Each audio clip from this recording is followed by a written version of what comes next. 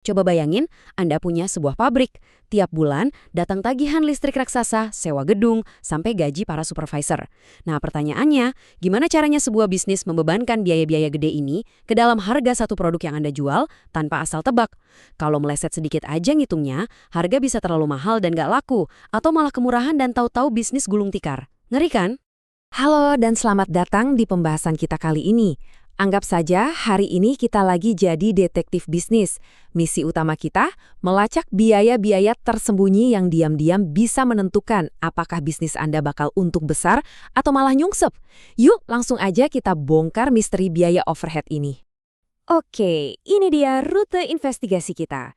Kita bakal mulai dari mengupas apa itu misteri biaya overhead, merinci biaya, membandingkan absorption versus marginal costing, masuk ke proses 2 tahap, membebankan biaya ke produk, sampai ke perbandingan traditional costing dengan ABC. Jalurnya lumayan padat, jadi pastikan Anda siap ya. Bagian pertama, misteri biaya overhead. Mengidentifikasi pelakunya di lantai pabrik. Di setiap cerita misteri, pasti ada korban kan? Nah, di sini korban kita adalah si objek biaya. Simpelnya, ini tuh barang, layanan, atau pekerjaan apapun yang lagi kita coba cari tahu harganya. Bisa jadi itu sebuah mobil, sesi konsultasi, atau mungkin satu pesanan custom dari klien Anda. Pokoknya apapun yang pengen kita kasih label harga. Dan inilah tersangkanya, overhead. Mereka ini biaya-biaya licik yang sifatnya nggak langsung.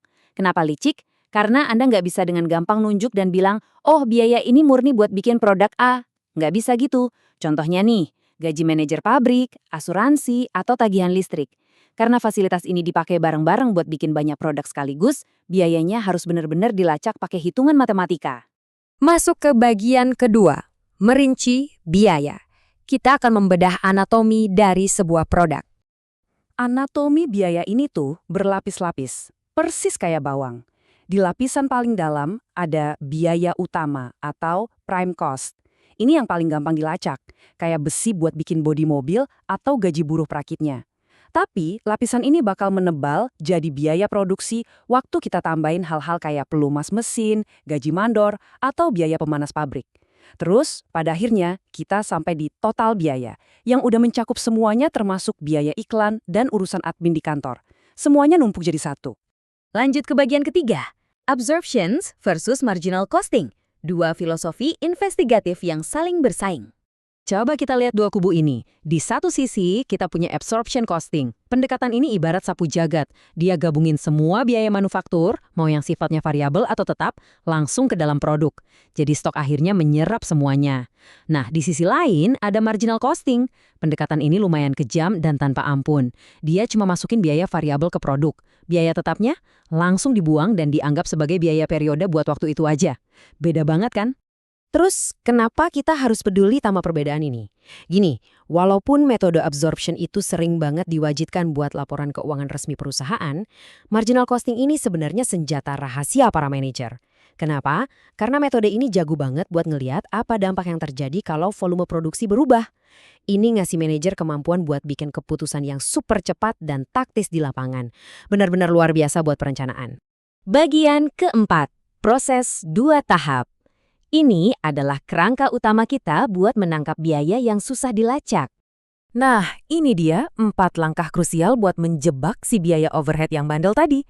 Langkah pertama, kumpulin dulu semua biayanya di masing-masing departemen, baik yang memproduksi barang maupun yang cuma ngasih layanan pendukung. Langkah kedua, kita lempar biaya dari departemen layanan tadi ke departemen produksi. Ketiga, kita hitung tarif overhead per jamnya. Dan keempat, bam! Kita tembak langsung biaya-biaya itu ke produk akhirnya. Bayangin aliran biaya ini tuh persis kayak air terjun yang mengalir deras. Dari atas, yaitu departemen pendukung kayak pusat perawatan mesin, biaya-biayanya dialirkan turun ke jalur produksi utama. Dari situ, airnya menetes masuk secara pas ke dalam tiap unit produk yang lagi dibikin. Lewat sistem ini, nggak ada satupun biaya yang dibiarkan lolos. Tapi tunggu dulu, gimana caranya kita membagi tagihan raksasa secara adil? Nah, disinilah kita pakai petunjuk logis. Kita nggak bisa dong asal membagi tagihan sewa pabrik gitu aja. Biar adil, kita pakai meter persegi atau luas lantai tiap departemen. Kalau tagihan listrik, ya kita cek meteran dayanya. Buat asuransi mesin, kita lihat nilai bukunya. Intinya, semuanya itu murni didasarkan pada logika sebab akibat yang sangat jelas. Saat kita harus mengosongkan tangki biaya dari Departemen Layanan Pendukung, kita punya 3 metode. Pertama, metode langsung. Ini yang paling gampang, tapi akurasinya kurang. Kedua, metode bertahap. Lumayan, lebih mendingan.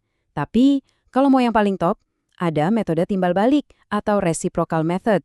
Ini super akurat karena dia ngitung fakta bahwa departemen pendukung itu kadang juga saling pakai jasa satu sama lain.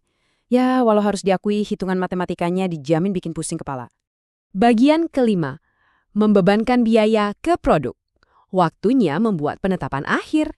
Coba diperhatiin angka ini, 2,22279 pound sterling. Gila kan? Ini jadi bukti nyata seberapa ekstrim tingkat presisi dari pekerjaan detektif akuntansi kita.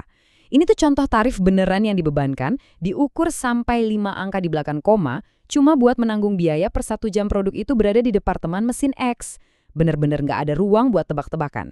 Pastinya, untuk bisa dapat angka yang super presisi tadi, kita harus milih dasar penyerapan yang benar. Kalau departemen Anda isinya mesin raksasa semua yang bergemuruh, ya jelas pakai tarif per jam mesin. Tapi kalau isinya banyak orang yang lagi merakit manual, gunakan jam tenaga kerja. Hati-hati ya, peringatan keras. Kalau sampai salah pilih dasar perhitungannya, Anda bisa ngasih harga yang salah total ke seluruh pekerjaan. Dan inilah hasilnya. Lembar biaya pekerjaan di dunia nyata. Anggap ini dokumen rahasia terakhir di mana semua kerja keras kita terbayar lunas. Di selembar kertas inilah biaya bahan langsung, jam kerja, dan yang paling krusial, biaya overhead yang baru aja kita hitung susah payah tadi, semuanya digabungin. Tujuannya buat ngungkapin berapa sih biaya sebenarnya dari satu produk itu. Bagian ke-6, Traditional Costing versus ABC. Peningkatan teknologi pelacakan modern. Dulu, sejak awal tahun 1900-an, kita pakai penetapan biaya tradisional. Sistem jadul ini sering pakai satu tarif selimut buat nutupin semuanya. Dipukul rata aja pokoknya. Kadang ya jadi meleset jauh. Tapi di era modern sekarang, kita punya ABC, alias Activity-Based Costing. Sistem ini melacak pemicu biaya sebab akibat yang spesifik buat ngasih tingkat akurasi yang luar biasa tajam. Ibaratnya nih, pindah dari TV tabung hitam putih ke resolusi high definition. Lantas kenapa sih semua repot-repot begini? Jawabannya krusial banget. Kalau sistem Anda gagal melacak biaya dengan benar, akibatnya bisa fatal. Anda mungkin tanpa sadar menghentikan produksi barang yang sebetulnya bawa untung gede. Atau yang lebih parah, terus-terusan bikin produk yang diam-diam nguras duit kas Anda. Ingat, pelacakan biaya yang buruk itu sama dengan penentuan harga yang hancur, dan itu bisa membunuh bisnis Anda pelan-pelan tanpa bersuara. Jadi, sebelum kita selesai, saya mau lempar satu pertanyaan buat Anda renungkan. Seberapa akurat sih Anda tahu biaya dari produk Anda sendiri? Jangan-jangan ada pajak siluman yang lagi diam-diam makan keuntungan Anda? Nah, kayaknya udah waktunya nih buat ngecek lagi operasi bisnis Anda dan pastiin nggak ada biaya overhead yang sembunyi dari radar.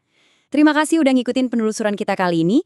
Tetap kritis, tetap haus ilmu, dan sampai jumpa di pembahasan seru selanjutnya.